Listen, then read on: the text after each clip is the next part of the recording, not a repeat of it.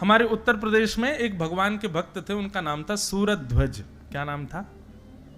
सूरध्वज। शंडीला एक जगह है, वहां के वे निवासी थे। वृंदावन के श्री मदन मोहन लाल जी के परम उपासक थे सूरध्वज जी। तो सूरध्वज जी एक बार मन में विचार कर रहे थे, बोले कि क्या करें, ठाकुर जी की बड़ी याद आ रही है, लेकिन काम बहुत है, अभी मैं जा नहीं पाऊंगा। बहुत ध्यान से सुनिएगा। तो सूरध्वज जी ने क्या किया, देखा कि गन्ने की खेती हो रही है और गन्ना अब कट करके रस का गुड़ बनाया जा रहा है। उत्तर प्रदेश में, मध्य प्रदेश के भी कई क्षेत्रों में गन्ने का गुड़ बहुत बढ़िया बनता है। तो बड़ा ताजा ताजा गुड़ बन रहा था सब जगह। तो सूरध्वज जी ने क्या किया, एक दुकान पर जाकर के एक दुकानदार से कहा, भैया सुनो, 2 बैलगाड़ी भर करके गुड़ हमको वृंदावन पहुंचवाना है, उसका क्या खर्चा आएगा सब हमको बताओ।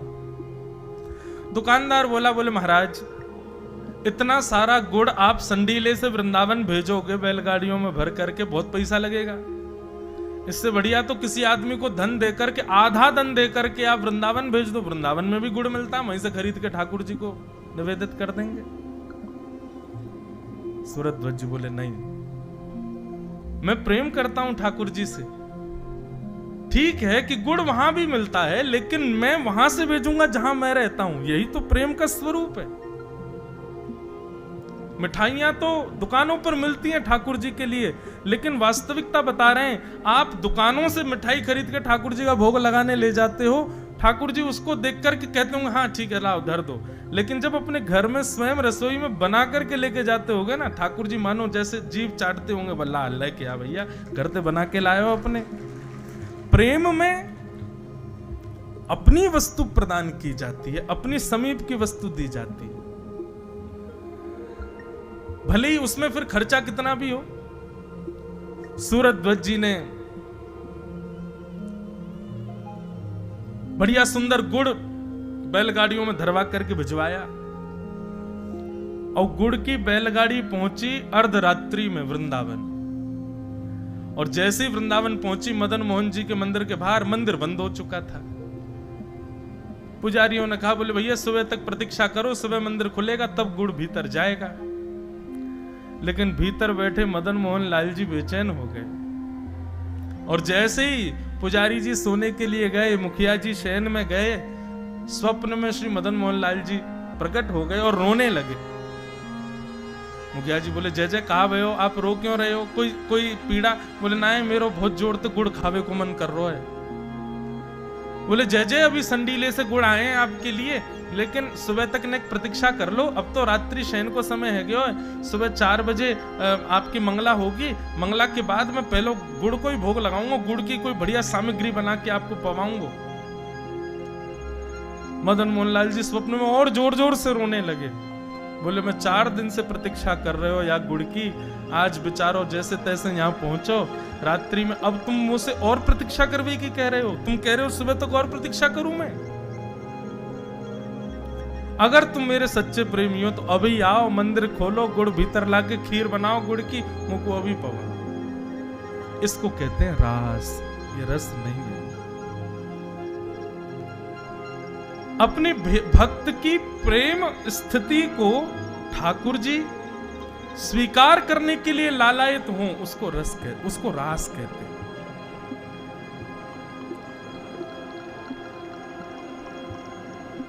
रस और रास।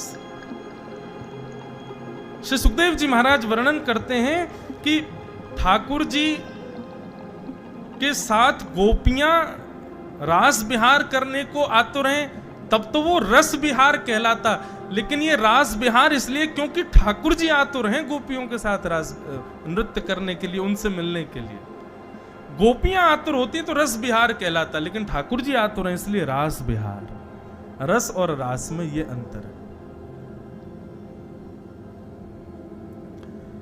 भगवान ने गोपियों का जब चीर हरण किया था, तब चीर हरण के समय पर ठाकुर जी ने गोपियों को आश्वासन दिया था कि शरद पूर्णिमा की रात्रि पर हम आपके साथ विहार करेंगे। आज शरद पूर्णिमा की रात्रि हुई, सब गोपियां अपने अपने कार्यों में रत हैं, अपने अपने कार्यों में व्यस्त हैं। तभी शरद पूर्णिमा के चंद्रमा का उदय होने लगा। सायंकाल का समय, ज्यों ज्यों चंद्र उग रहे हैं त्यों त्यों गोपियों का हृदय मचल रहा है कि आज शरद पूर्णिमा है, आज के दिन का ही न्योता दिया है श्री कृष्ण ने मिलने के लिए। बंधुओं, पहले मैं कुछ बातें क्लियर कर दूं। ये गोपियां साधारण नहीं,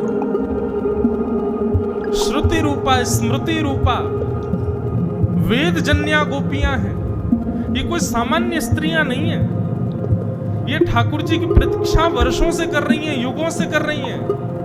ये त्रेता युग के दंडकारण्य वन के संत हैं जो अपनी तपस्या के प्रभाव से ब्रज की गोपी बन करके आए हैं। इनको आप सामान्य स्त्री मत समझिएगा।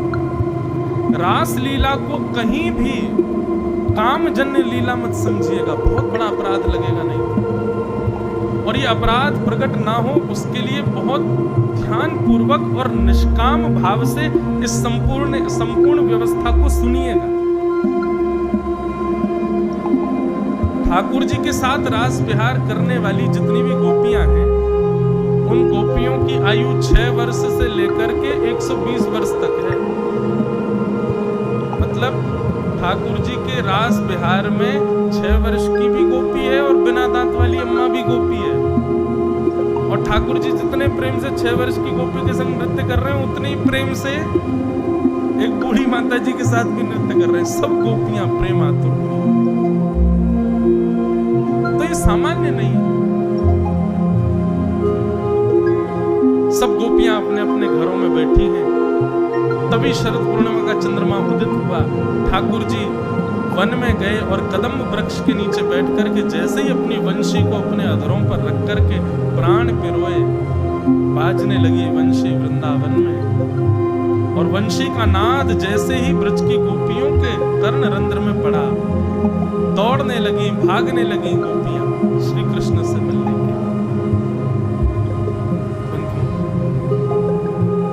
वंशी तो सबको सुनाई दे रही है, लेकिन उस वंशी में आमंत्रण केवल उनको सुनाई दे रहा है जो कृष्ण प्रेम में उन्मुक्त है। कथा हजारों लोग सुन रहे हैं, लेकिन परिवर्तित जीवन 1 या 2 लोगों का ही हो पाता है। ज्यादा से ज्यादा 10 लोगों का हो जाएगा, इससे ज्यादा लोग परिवर्तित नहीं होते कथा से। सुनने के लिए आएंगे हजारों लोग, लेकिन जिनका जीवन बिल्कुल परिवर्तित हो जाए ऐसे बहुत कम लोग ही होंगे। उनके लिए यही विचार करो कि ये गोपी ही थे जिनको कथा रूपी वेणु का नाद श्रवण हो रहा था, सुनाई दे रहा था। कृष्ण प्रेम में उन्मुक्त जितनी गोपियां थी, उनको वो स्वर नहीं लग रहा था, उनको ठाकुर जी का आमंत्रण लग रहा था। दौड़ने लगी तुरंत।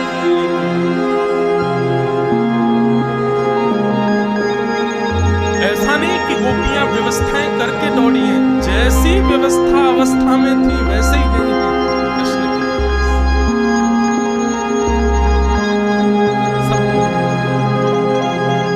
कोई गोपी स्नान कर रही थी, स्नान करने के बाद वस्त्र धारण कर रही थी, तभी वेणु की ध्वनि सुनाई दी तो वस्त्र भी ढंग से पहन नहीं पाई, अस्त व्यस्त वस्त्र में दौड़ी थी। कोई गोपी अपने केश काट रही थी, आधे केश की तो वेणी गूंथ ली थी, आधे केश बचे थे।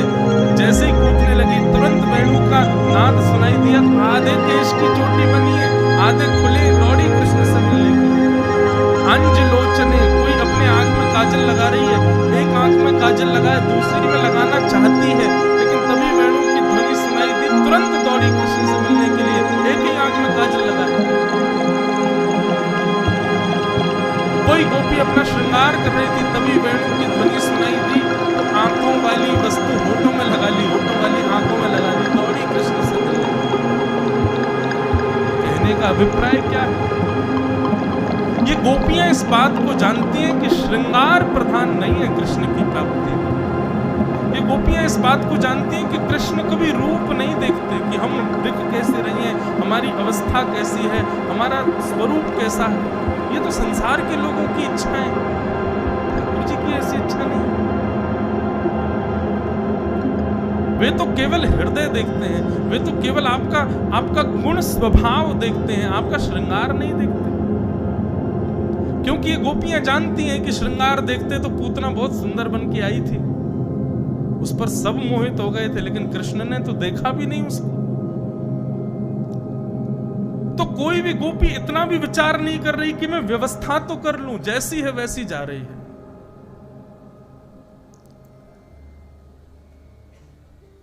सब गोपियां पहुंच गईं वन में। असंख्य लाखों गोपियां सामने खड़ी हैं। कदम वृक्ष के नीचे श्री कृष्ण बैठ करके वेणुनाद कर रहे हैं, वेणु रव कर रहे हैं। तभी ठाकुर जी ने नेत्र खोल करके देखा तो जहां तक दृष्टि जा रही थी सब गोपियां, और अस्त व्यस्त हैं गोपियां। किसी के केश खुले हैं, किसी के नेत्रों की दशा विचित्र है, किसी का श्रृंगार विचित्र है, किसी के वस्त्र विचित्र है। ठाकुर जी प्रसन्न होकर के ठाकुर जी कहते हैं, स्वागतम वो महाभाग प्रियम किम कर्माणि व्रजस्यानामयं कश्चित् रोता।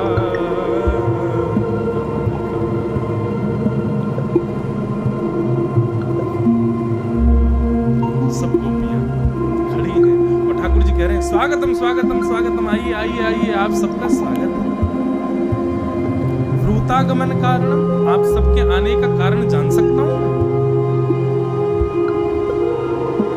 एक तो किसी को निमंत्रण पत्र देना, निमंत्रण पत्र के बाद फिर उसको कॉल करके बुला लेना, और बेचारा व्यक्ति आपके 2-2 निमंत्रणों पर आ जाए तो उससे ये पूछना कि तुम कैसे आए, कितना कष्टदायी हो गया। और वो भी कोई सामान्य व्यक्ति नहीं, जिसके लिए आप मर मिटने को तैयार हो, वो ऐसा करे तो कितना कष्ट हो।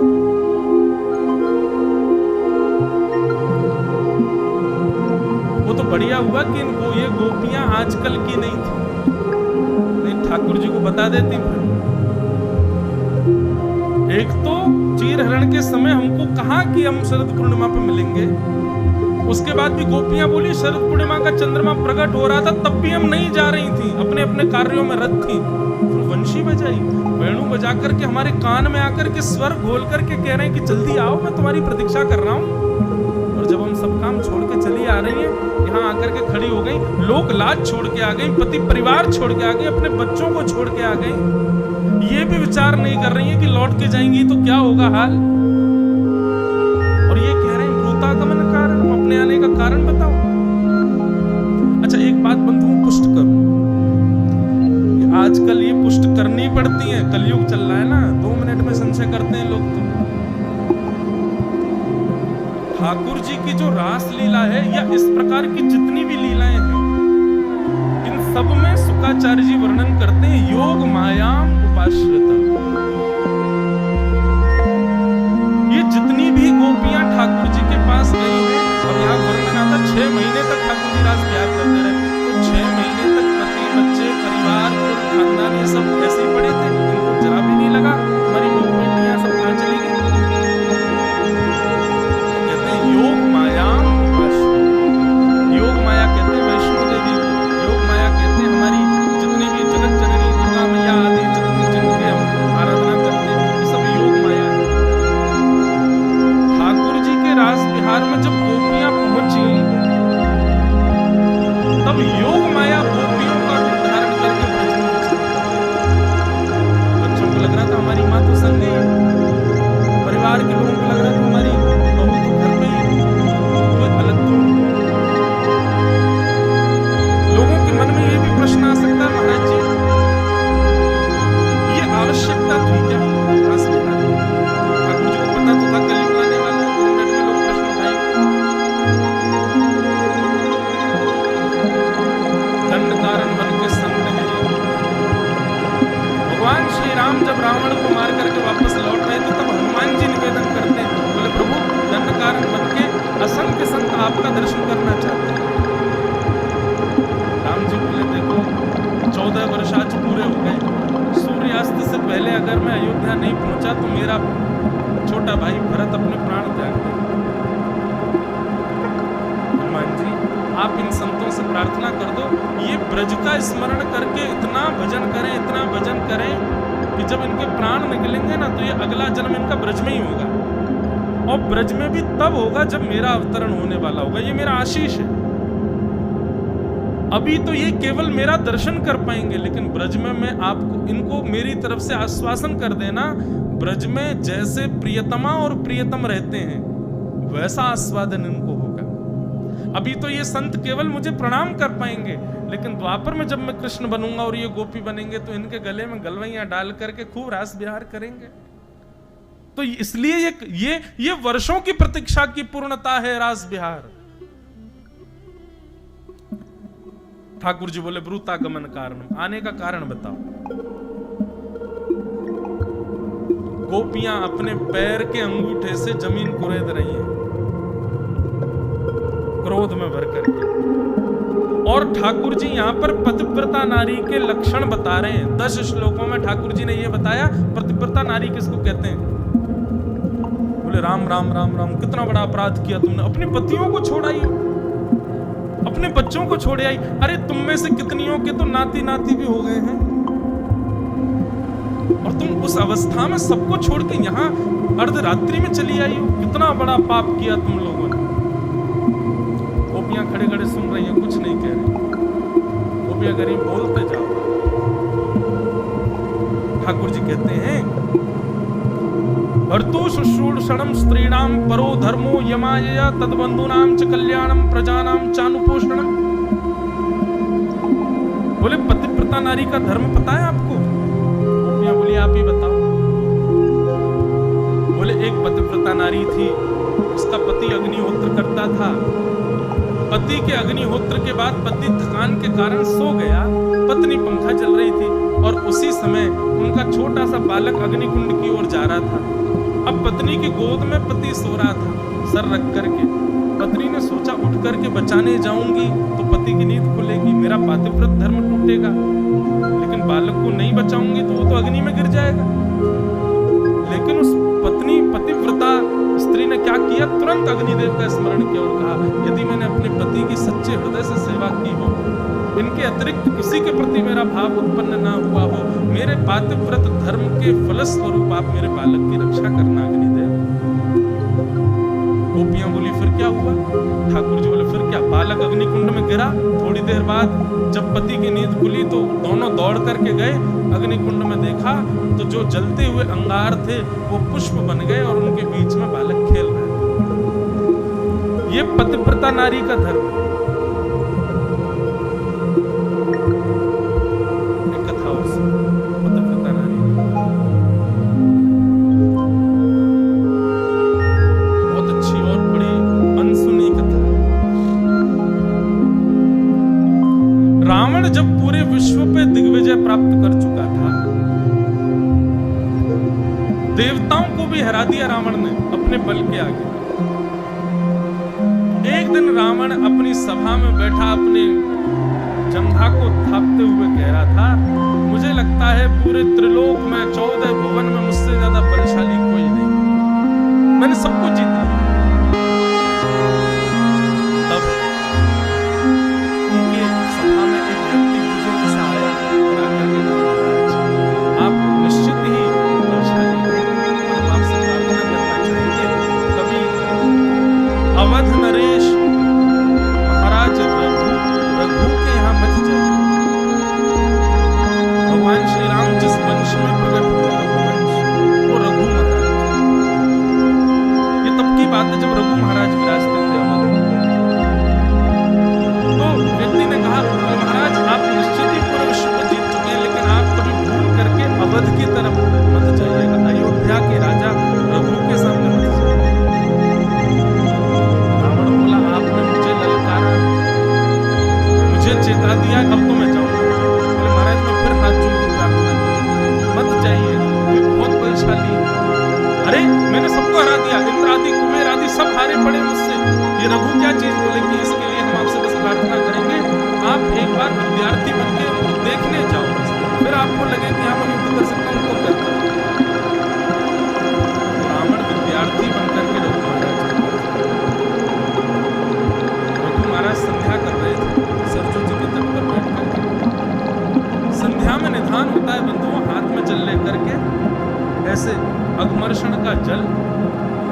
जाकर के पीछे की ओर डाला जाता है। कहते हैं कि वो जल यदि वृक्ष पर भी गिर जाए तो पूरा वृक्ष सूख जाए,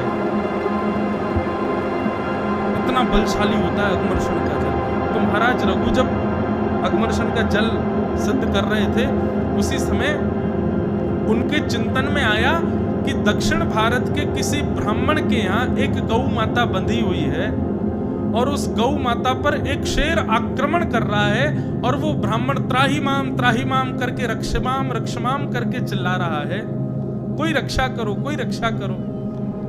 तभी रघु महाराज ने उसका चिंतन किया और चिंतन करके उस अगमर्षण के जल को शेर का चिंतन करके अपनी भुजा के पीछे अयोध्या में फेंका और दक्षिण में उस ब्राह्मण के यहां गौशाला में उस शेर का वध हो गया। ये थे महाराज रघु। रावण ने जब ये दृश्य देखा, रावण दौड़ करके गया, बोले महाराज आपने अभी अभी कुछ किया, ये अगमर्षण का जल आपने जो पीछे फेंका, निश्चित ही मुझे जो विस्फोट की आवाज आई थी उससे ऐसा लगता है कि आपने किसी का वध किया। तब महाराज रघु ने पूरी बात बताई, ऐसे ऐसे एक जगह हो रहा था, उसको मार दिया। रावण बोला ये तो मैंने पहली बार देखा, भगवान ऐसा योग बल कि आप यहाँ बैठे बैठे किसी को ही मार देते हो। रावण बोला सही कह रहे थे वो, इनसे युद्ध नहीं, इनसे तो नीचे बैठे बैठे इनसे सीख ले पहले। तो रावण उनसे विद्या सीखने लगा। एक दिन रावण पीछे पड़ गया कि महाराज मेरी लंका चलो, आप मेरे गुरु हैं, एक बार लंका में पैर पधरा दो। रघु महाराज ने एक कुशा उठाई और सरजू जी के किनारे कुछ बनाने लगे और बनाते बनाते रावण से बोले सुनो, ये तुम्हारा घर है, ये तुम्हारा भवन है, यहाँ मंदोदरी रहती है, यहाँ कुंभकर्ण सोता है, यहाँ पर विभीषण रहते हैं, यहाँ पर तुम्हारे पुत्र अक्षय कुमार रहते हैं, आदि आदि सबके बारे में वहीं बैठे बैठे उन्होंने बता दिया। महाराज आपको कैसे पता? आप कभी लंका गए? बोले नहीं गए नहीं है, बस हमको दिख रहा है। और सुनो इस वाले द्वार पे लंकिनी नाम की राक्षसी बैठी रहती है, सब वहीं दिखा दिया। रावण बोला जय हो भगवान, आप जो भी प्रभु मेरी लंका चलो, मेरी लंका में चरण पद। बहुत जिद की तो गलती से रघु महाराज का हाथ उस नक्शे के एक कोने में पड़ गया। रघु महाराज बोले राम राम राम, जे क्या हो गया? रावण बोला क्या हुआ? बोले अरे हमारा हाथ पड़ गया इसके ऊपर। तो बोले इससे क्या हुआ? बोले इतनी तुम्हारी लंका का हिस्सा समुद्र में डूब गया क्योंकि मेरा हाथ गलती से पड़ गया। रावण दौड़ करके लंका गया तो वास्तव में उतना टुकड़ा डूब रहा था समुद्र में। रावण बोला कि भाई ये रघु तो साधारण नहीं, युद्ध करना तो दूर की बात है, ये तो कहीं पे भी कुछ भी कर सकते हैं, मुझे भी मार सकते हैं। तब रावण ने पूछा कि रघु महाराज के बल का कारण क्या है? तब एक संत ने आकर के बताया, बोले रघु महाराज स्वयं भी वेदज्ञ हैं, स्वयं भी गुरुनिष्ठ हैं, पर उनसे भी ज्यादा उनकी पत्नी, वो गुरुजनों को प्रणाम करती हैं, वो सेवा करती हैं, यज्ञ करती हैं, सब करती हैं और पतिव्रता धर्म का पालन करती हैं। इनकी पत्नी के पतिव्रत धर्म का बल रघु महाराज को मिला। रघु महाराज को मारने का केवल एक तरीका है, इनकी पत्नी का पतिव्रत धर्म जब टूटेगा तभी आप इनके ऊपर आक्रमण कर सकते हैं। रावण बोला हम राक्षस हैं, इतना तो हम पे आता है, हम रघु का रूप धारण करके जाएंगे और इनकी पत्नी का पतिव्रत धर्म। रघु महाराज किसी कार्य से बाहर गए थे, रावण रघु का रूप धारण करके आए। जैसे ही भवन में प्रवेश किया, रघु महाराज की पत्नी के सामने जाकर के पैर पर पैर रख करके रावण जैसे ही बैठा, उसके नेत्र और उसके चाल ढाल से पत्नी समझ गई थी कि रघु तुरंत सैनिकों को आज्ञा की बंदी बना लो इसको। अरे मैं रघु महाराज हूं, मुझे बंदी क्यों बना रही? बोले रघु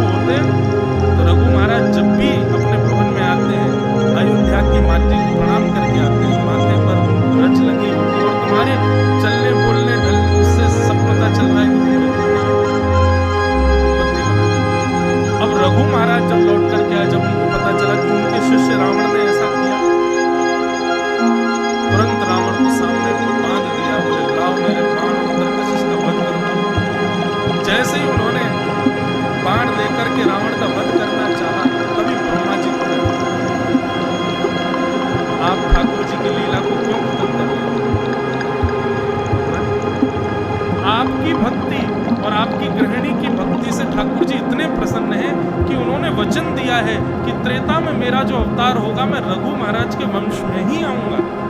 और रघु महाराज जी से कह दीजिए कि रावण को ना मारे। जिस बाण को इन्होंने धनुष पर ताना है, इस बाण को ब्रह्मा जी रख लें अपने पास। जब रावण का वध होगा तब इसी बाण से मैं।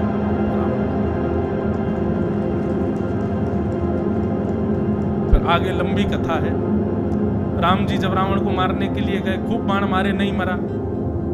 तब विभीषण जी ने बताया, बोले महाराज ऐसे ऐसे बात है, रघु महाराज जिसको मारने वाले थे वो बाण ब्रह्मा जी को रघु महाराज ने दे दिया था। फिर रावण ने तपस्या की और तपस्या करके ब्रह्मा जी को प्रकट किया। ब्रह्मा जी प्रसन्न होकर के बोले वर मांगो, क्या चाहिए? बोले रघु महाराज ने जो बाण आपको दिया है वो मुझको दे दो, उसमें मेरे प्राण हैं। ब्रह्मा जी बोले यार ये तो तुमने फंसा दिया हमको। और ब्रह्मा जी को ना चाहते हुए वो बाण रावण को देना पड़ा। रावण ने वो बाण अपनी किसी प्रिय स्थान पर छिपा रखा, ये किसी को नहीं पता कि वो कहां है। राम जी ने तुरंत हनुमान जी को बुलाया, बोले बाण ढूंढ के लाओ, पूरी लंका में ही कहीं है। हनुमान जी बोले भगवान मुझे ऐसा लगता है कि कितना भी बड़ा क्रूर व्यक्ति क्यों ना हो, अपनी मूल से मूल्यवान वस्तु अपनी पत्नी को देता है। मुझे ऐसा लगता है मंदोदरी के पास बाण होगा। राम जी बोले युक्ति लगाओ, लेके आओ। सोई महाराज हनुमान जी नन्हे से बौने ब्राह्मण बने और त्रिपुंड आदि लगा करके और महाराज हाथ में वेद लेकर के सीधे मंदोदरी के पास पहुंचे। मंदोदरी के पास पहुंच करके ब्राह्मण देवता आशीर्वाद देने लगे, सौभाग्यवती भव सौभाग्यवती भव। मंदोदरी कहने लगी काय बात का सौभाग्य, मेरे पति को इतने बाण मारे जा रहे हैं और आप कह रहे हैं सौभाग्यवती भव। अब मैं विधवा होने वाली हूं और आप कह रहे हैं सौभाग्यवती भव। हनुमान जी बोले अरे देवी तुम भूल गई क्या, रावण के प्राण तो एक बाण में रहते हैं और वो बाण तो रावण ने कहीं छुपा रखा है। जब तक वो नहीं मिलेगा राम जी को तब तक कैसे मरेगा रावण, तुम क्यों डरती हो? मंदोदरी को याद आया। मंदोदरी हंस करके बोले अरे हाँ हाँ हाँ भगवान, अरे मैं तो भूल ही गई थी, वो बाण तो मेरे ही कक्ष के जो है खंबे में ही तो रखा है, मैं रोज उसकी पूजा करती। और मंदोदरी जाकर के उस खंबे से लिपट गई। इतने में हनुमान जी ने अपना रूप धारण किया, एक मुष्टिक प्रहार की खंबा तोड़ के बाण निकाल के ले गए, जाके राम जी को दे दिया, लो मार दो। राम जी ने चढ़ा करके उसका वध कर दिया। ये दक्षिण की एक रामायण है, उसमें ये कथा वर्णित है। पूरी कथा का कारण क्या था? पातिव्रत धर्म। पतिव्रता नारी सामान्य नहीं होता है, उसमें बहुत बल है। पत्नी के भजन में भी बल बढ़ता है, पति के कार्यों में भी बल बढ़ता है। ठाकुर जी कह रहे हैं पतिव्रता नारी के धर्म में, और तुम सब अपने पतियों को छोड़ के यहां चली आई हो। बंधुओं ये नियम है ठाकुर जी का। जब आप भक्ति पथ पर आएंगे तो आपको संसार के विषयों को ठाकुर जी आपके सामने प्रस्तुत करेंगे कि इसको भोग लो, ये तुम्हारे लिए। आपने यदि उसको भोग लिया तो आप पथ से भ्रष्ट हो जाओगे। इसलिए भक्ति पथ पर चलते समय संसार के कितने भी विषय आए उनको ठाकुर जी के द्वारा परीक्षा समझ करके त्याग करें, उसको सेवन मत करना। ठाकुर जी लोभ दे रहे हैं गोपियों को, मानो कि ये पाप समझ करके वापस तो भी चली जाएंगे, लेकिन नारी के खूब धर्म समझाए ठाकुर जी ने। ठाकुर जी बोलते थक गए, तब गोपियां बोली हो गया आपका, अब हम बोले कुछ।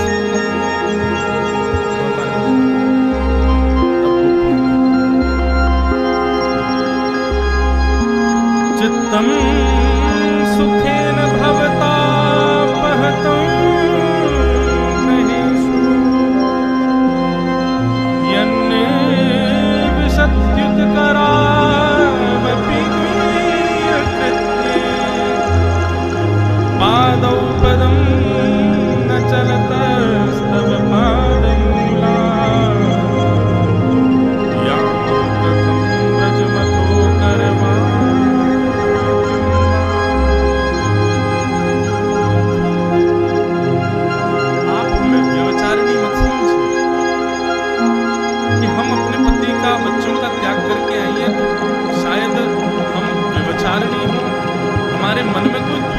हो, आप ऐसा मत समझिए भगवान। हमारा प्रेम है आपसे, और वो प्रेम कैसा है कि आप हमको कभी मत मिलो, हमको कभी मत दिखो, हमसे कभी मिलने मत आओ, हमारे सामने कभी मत आओ, पर हम आपकी हैं, आप हमारे हैं, ये विश्वास सदैव हमारे चित्त में प्रकट हो। ऐसा प्रेम है हमारे। आप यदि हमें त्याग देंगे, चले जाएंगे, जीवन भर लौट करके नहीं आएंगे, हम तब भी आपसे प्रेम करेंगे। हमारा प्रेम आपको कभी परेशान नहीं करेगा भगवान। आप हमको व्यभिचारिणी मत समझो नाथ। आप कहते हैं कि हम वापस चली जाएं, ठीक है चली जाएंगी हम, लेकिन हमारी एक वस्तु आपके पास है, वो हमको वापस कर दो। ठाकुर जी बोले मेरे पास क्या है आपका? बोले हमारा मन आपके पास है। चित्तम सुखेन भवता पहितम ग्रहेषु। हमारा चित्त आपके पास है, हमारा मन आपके पास है। नेत्र बंद करती हैं, चलती हैं, फिरती हैं, कुछ भी करती हैं, 24 घंटे आपका चिंतन रहता है मन में। या दो हनने बहनने मथनो पलेप प्रेंखें खनार भरुदितो क्षणमार जनादो। 24 घंटे आपका चिंतन चला रहता है भगवान, क्योंकि चित्त आपके पास है। वो चित्त हमको वापस कर दीजिए। आपकी स्मृति आएगी नहीं तो हम घर के कार्य कर पाएंगे, अपने पति की सेवा कर पाएंगे, बच्चों का पालन कर पाएंगे। प्रभु अब दो ही उपाय हैं आपके पास, या तो हमको स्वीकार करो या फिर हमारा चित्त हमको वापस कर दो।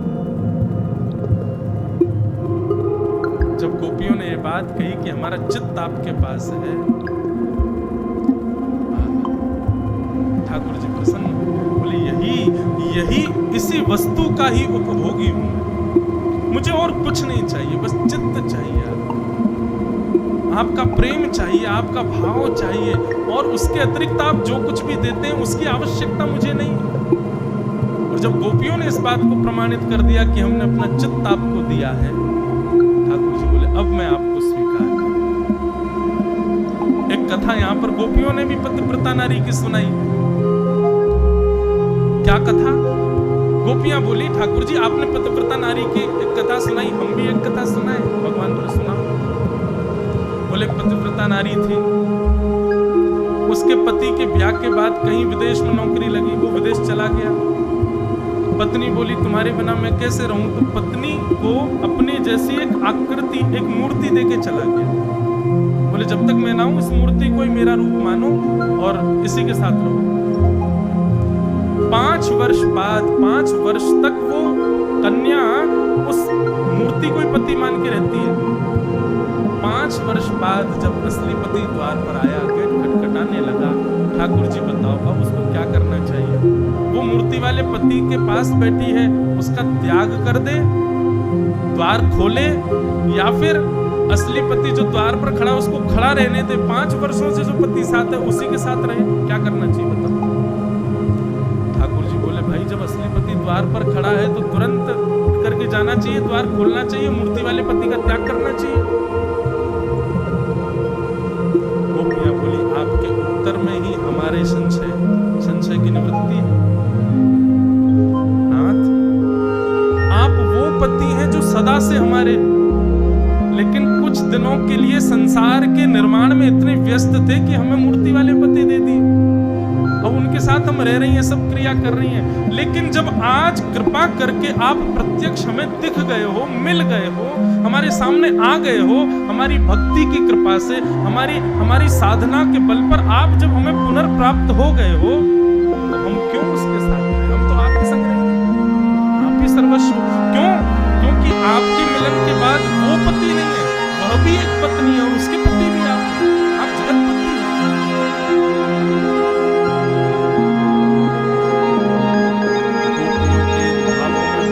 समस्त शास्त्र विद्यमान है, जगत नियंता जगदाधार त्रिलोकीनाथ जिनके आगे वेद भी थर थर कांपते हैं, वो भी मौन होकर के गोपियों की बात सुनते हैं। गोपियों के स्वभाव में जब ठाकुर जी ने झांक करके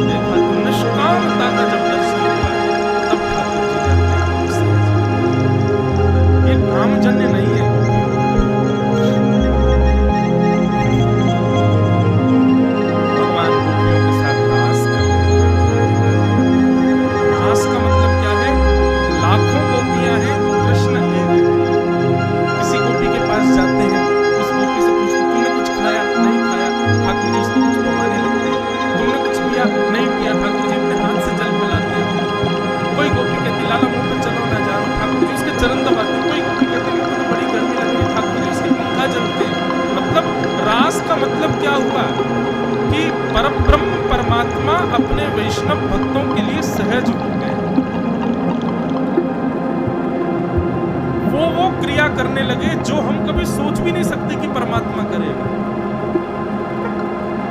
लेकिन इससे वही हुआ जो नहीं होना था, गोपियों के चित्त में अभिमान प्रकट हुआ। हम बड़ी सुंदर हैं, हमारी सुंदरता पर त्रिलोकीनाथ मोहित हो गया।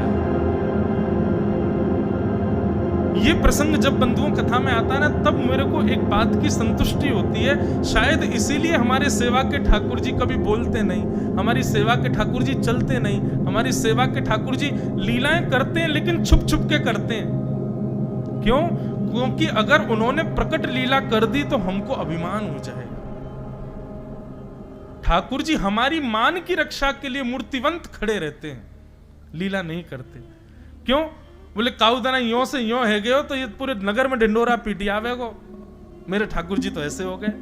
अभी बीच में सोशल मीडिया पे मैंने एक दो वीडियो देखे, लोग बाग ठाकुर जी को चम्मच से दूध पिला रहे हैं और वो चम्मच से दूध पी गए। देखिए देखिए मेरे ठाकुर जी ने दूध पिया। क्यों? ठाकुर जी इसी भय के कारण लीला नहीं करते। प्रेम का ढिंडोरा पीटोगे तो प्रेम नष्ट हो जाएगा। प्रेम को गोपनीय रखना चाहिए। अपने प्रेम का प्रकाश नहीं किया जाता है, प्रेम का प्रचार नहीं किया जाता है। हम व्यास मंच से कई बात आप सबके हृदय में विश्वास प्रकट हो इसलिए अपने ठाकुर जी की कई लीलाएं सुना देते हैं, लेकिन फिर हमको भोगना पड़ता है 3, 4, 6 महीने तक। फिर लाल जी कोई लीला अनुभव नहीं होती। प्रेम का प्रकाश करने से प्रेम घटता है, इसलिए प्रेम को जितना हो सके छुपाओ, गोपनीय रखो, उसका प्रकाश मत करो।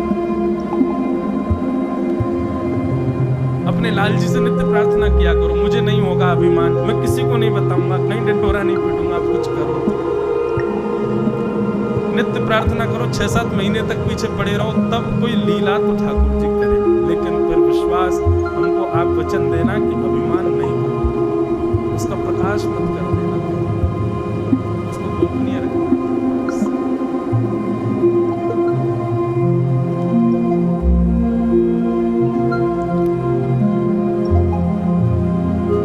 हमारे मान की रक्षा के लिए ठाकुर जी मूर्तिवंत रहते हैं, स्थूल बन के रहते हैं कि कहीं हमको अभिमान ना हो जाए। गोपियों को अभिमान हो गया, और जैसे ही अभिमान हुआ, अभिमान होते ठाकुर जी वहां से अंतर ध्यान, अभिमान आते ही ठाकुर जी मूर्तिवंत हो जाते हैं, फिर वो चैतन्यता को छुपा लेते हैं। और जिस दिन आप मान रहित होकर सेवा करोगे ना, हमारी बात का विश्वास मान लीजिएगा, आप ठाकुर जी की सेवा करेंगे, स्पर्श करते ही आपको ऐसा अनुभव होगा जैसे किसी मानव की त्वचा का स्पर्श करते हैं। इत्र लगाओगे तो ऐसा अनुभव होगा कि ठाकुर जी के रोम का स्पर्श हो रहा है। मान युक्त रहोगे ऐसे ही लगेगा जड़ वस्तु है, जड़ पदार्थ है। अपनी मान का भी पैरामीटर ऐसे ही चेक कर लो, रोज ठाकुर जी को सेवा करते समय अंग का स्पर्श करो। यदि अभी भी स्थूलता का अनुभव हो रहा है तो समझो तुम में अभी भी मान बचा है। और जिस दिन वो स्पर्श में चैतन्य भाव लगने लगे, ऐसा लगेगा अरे नहीं नहीं, ये तो ठाकुर जी गुदगुदा पेट है, ये तो ठाकुर जी के गदमदरा से हाथ है, ये तो ठाकुर जी का पाँव है, अरे देखो उसको।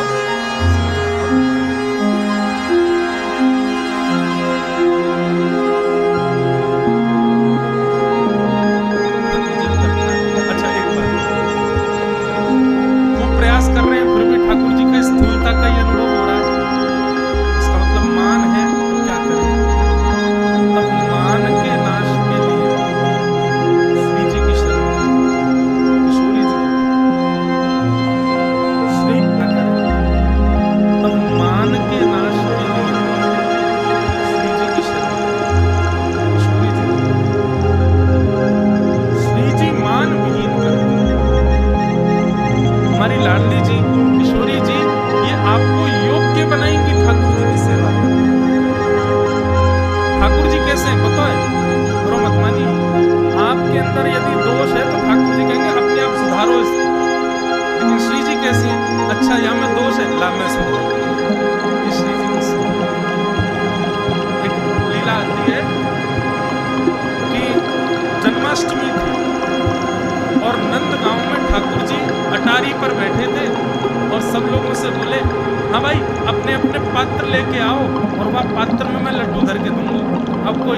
पात्र इतनों सा तो वाको 2 लड्डू मिले, कोई के पात्र इतने बड़े तो वाको 10 लड्डू मिले, कोई को पात्र बहुत बड़ा तो वाको 20 लड्डू मिले।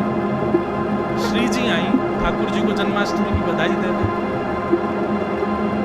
तो श्री जी के आते ही मधुमंगल श्रीदामा ये सबरे बोले, श्री जी हमारा लाला देखो तुमने कैसो दानी, देखो सबन के पात्रन में लड्डू भर भर के दे रहे हो। श्री जी तो कुछ नहीं बोली, प्रसन्न हो गए, हाँ हाँ बहुत दानी है तुम्हारे लाला। ललिता विशाखा बोली, ए मधुमंगल राधाष्टमी पे बरसाने आई हो तब तो दिखाएंगे श्री जी हम। मधुमंगल श्रीदामा बोले, श्री जी क्या करें, बोले राधाष्टमी को आई हो पता चलेगी। तो मधुमंगल श्रीदामा ठाकुर जी राधाष्टमी पे बरसाने गए, तो बरसाने में क्या देखा, बोले श्री जी बड़े बड़े पात्र दे रही हैं, छोटे पात्रों को ले लेती हैं, बड़े पात्र देती हैं, फिर ललिता विशाखा उनमें लड्डू भर भर के दे रहे हैं। समझ में आई बात? ठाकुर जी क्या कर रहे हैं, तुम्हारो जितनो बड़ो पात्र उतनो बड़ो मेरो प्रसाद। लेकिन श्री जी कह रही है छोटे पात्र यहां धरो, बड़े पात्र लो, और जितनो बड़ो पात्र मैंने दियो उतने बड़े पात्र में प्रसाद स्वीकार। हम ठाकुर जी की बुराई करते हैं श्री जी के आगे, क्योंकि हमारे ब्रज में ही के हमारे माई श्यामा झुको राज, जाके अधीन सदा ही सांवरो, या ब्रज को सरताज। हमारे माई श्यामा झुको। तो भैया कभी मान यदि बढ़ रहा हो ना, ठाकुर जी की सेवा में मान घटाना हो, या संसार में भी आपको तो पता ही है कि आप अभिमानी कब कब हो रहे हो। श्री जी सब गोपियों के बीच से ठाकुर जी अंदर ध्यान, गोपियां विचरण कर रही हैं, ढूंढ रही हैं श्याम सुंदर, और ढूंढते ढूंढते जड़ वस्तु को भी चैतन्य समझने लग जा रही हैं गोपियां। वृक्षों से पूछ रही हैं, पशु पक्षियों से पूछ रही हैं, तुलसी से पूछ रही हैं, सबसे पूछ रही हैं हमारे मदन मोहन का। तब विचरण करती करती सब गोपियां नहीं मिले ठाकुर जी, यमुना के तट पर आकर के रुदन करने लगी। तभी वहां किशोरी जी को बैठा देखा, किशोरी जी के चरणों में प्रणाम करते हुए सब गोपियों ने वंदन किया। हे सुन राधिका दुलारी, तेरे द्वारका भिखारी मैं, शाम का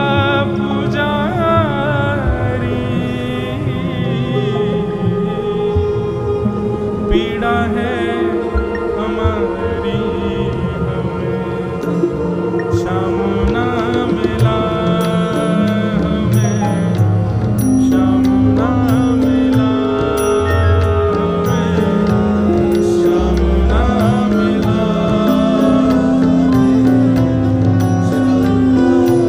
बंधुओं, मुझे पता है ये पद बहुत प्रिय है सब लोगों को, पर इस पद को सुनिए नहीं, नेत्र बंद करो, श्री जी को याद करो, श्री जी से प्रार्थना करो, जो शब्द हैं वो कहो श्री जी से, तब इस पद को गाने की सार्थकता है। सब हमारी लाडली जी को याद करो, प्रार्थना करो। इतने दिन हैगे कथा सुनते भये, कहते भये, सेवा करते भये, देख लो ना श्री जी लाल जी कृपा नहीं कर रहे, आप कुछ इस भाव से। हे सुन राधिका दुलारी,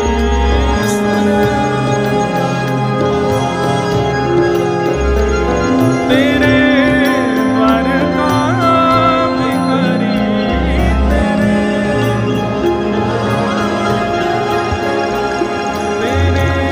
श्याम का पुजारी,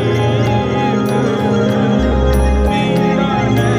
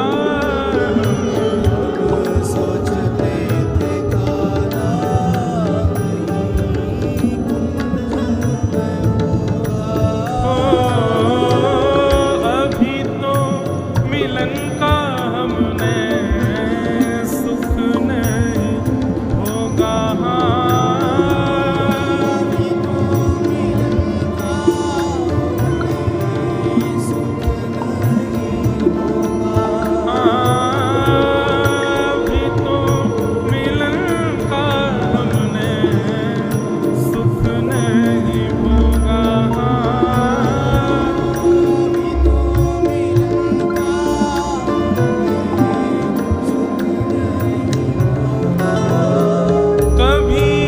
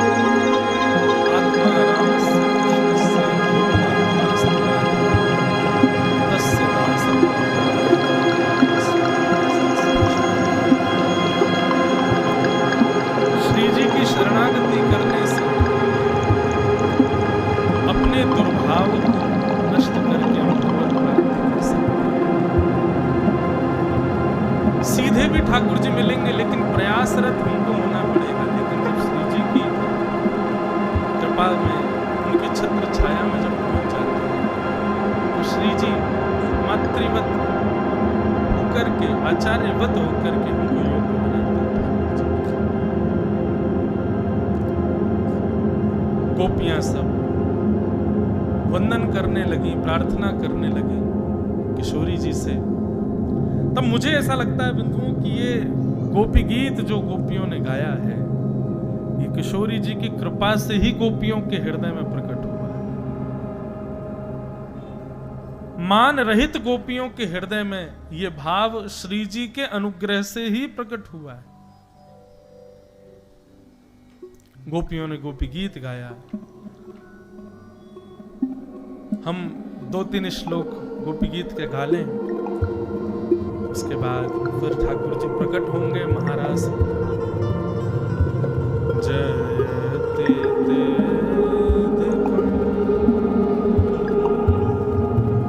जन्मना प्रज श्रेयते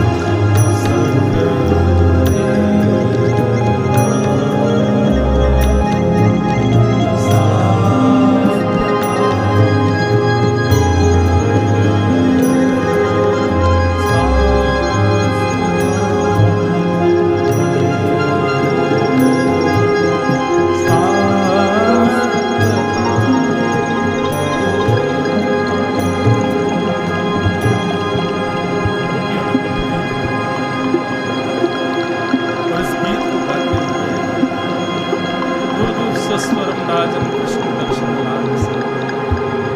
जब कृष्ण दर्शन की लालसा में गोपियों के नेत्र से अविरल अश्रुधार गिरने लगे। अश्रु प्रकट तभी हो सकते हैं जब व्यक्ति मान रहे। मानी व्यक्ति के चित्त में कभी, नेत्रों में कभी अश्रु नहीं आ सकते।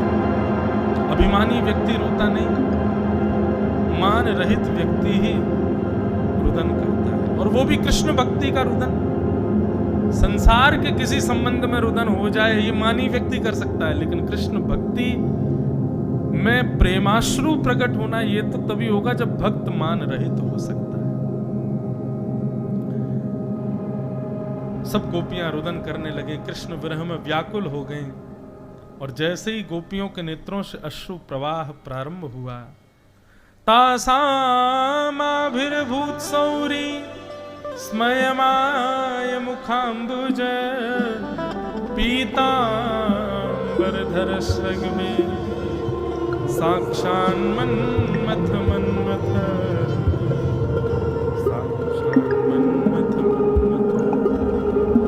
जैसे गोपियों के रुदन देखा और उसमें भी कृष्ण दर्शन लालसा, कृष्ण विरह की लालसा, दर्शन की लालसा जैसी गोपियों की प्रकट हुई। गोपियां अमानी ना हुई, मान रहित हुई, तुरंत पीतांबरी पहन करके रास रासेश्वर भगवान वहां प्रकट हो गए। बोलो रास रासेश्वर भगवान की। सब गोपियों ने ठाकुर जी के, किसी ने हाथ पकड़े, केश पकड़े, चरण पकड़े, ठाकुर जी की पीतांबरी पकड़ ली, सबने ठाकुर जी को पकड़ लिया। और सब गोपियां कहने लगे, बोले श्याम सुंदर अब नहीं जाने देंगे। ठाकुर जी बोले हम कहीं नहीं जाएंगे, मान होगा तो हम निश्चित चले जाएंगे। आप मान रहित तो हो जाओ, आपको हमको बुलाने की आवश्यकता नहीं है। मान रहित जैसे ही हो गए हम अपने आप आ जाएंगे। हम आपसे दूर हैं तो इस बात का प्रमाण मान लीजिए कि आप मान युक्त हो। हम आपके समीप हैं, इसका मतलब आप मान। ठाकुर जी सन्मुख और विमुख इन दो ही स्थिति में ही होते हैं।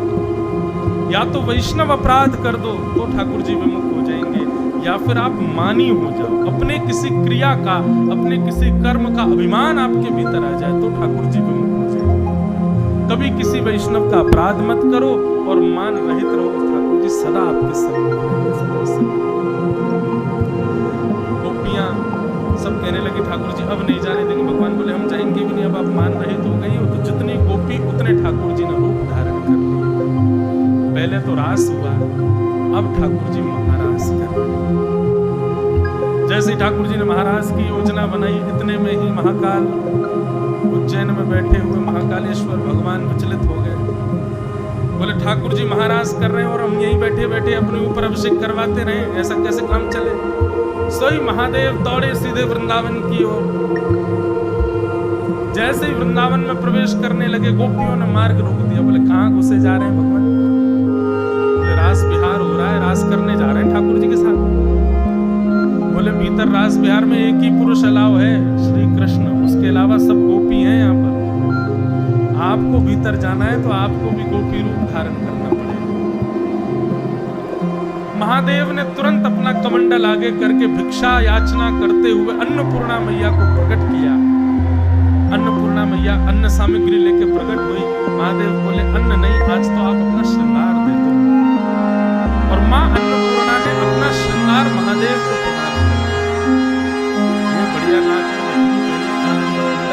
चुम चुम लटक रहे थे, अन्नपूर्णा मैया ने सबको भगा दिया। गले में से सर्प पर उतार दिए, गले में हार पहनाए, जे बढ़िया महाराज नीचे घेरदार बढ़िया जो पहनती है माताएं, सब पहनाया, चुनरी उंगली उड़ा करके, होठों पर लालिमा लगा के, आंखों में काजल वाजल बना करके महादेव के जटाओं को खोल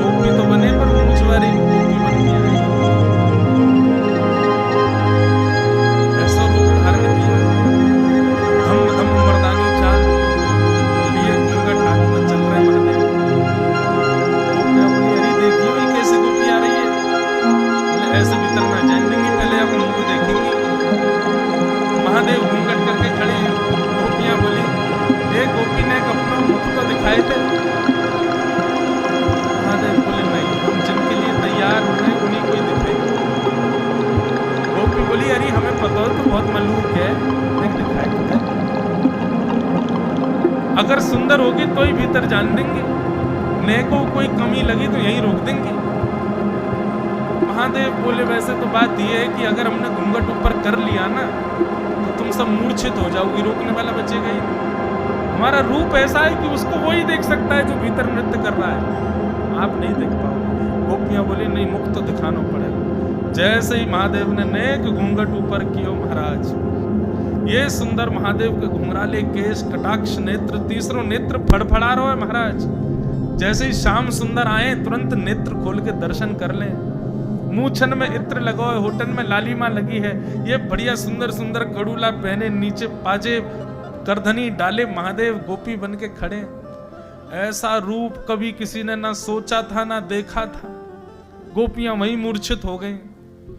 महादेव बोले हम पहले ही मना कर रहे थे, रोकने लायक बचोगी नहीं, लेकिन मानी नहीं। महादेव जैसे ही आए भीतर नृत्य कर रहे श्याम सुंदर ने महादेव को देखा, दौड़ करके गए, लेकर के आए और महादेव के साथ नृत्य करने लगे। जहां स्वयं नारायण श्री कृष्ण रूप में महादेव गोपेश्वर रूप में नृत्य कर रहे, तो भला कोई शांत कैसे बैठता। सूर्य ने भी आज नृत्य करना प्रारंभ किया। महाराज शरद पूर्णिमा रात्रि थी, लेकिन सूर्य भी प्रकट हो गया, वो भी नृत्य कर रहे हैं, चंद्रमा भी नृत्य कर रहे हैं, तारे भी नृत्य कर रहे हैं, गंधर्व भी नृत्य कर रहे हैं, आकाश भी नृत्य कर रहे हैं, पृथ्वी भी नृत्य कर रही है, 14 भुवन नृत्य कर रहे हैं, नदियां भी रूप धारण करके आई, सब नृत्य कर रहे हैं।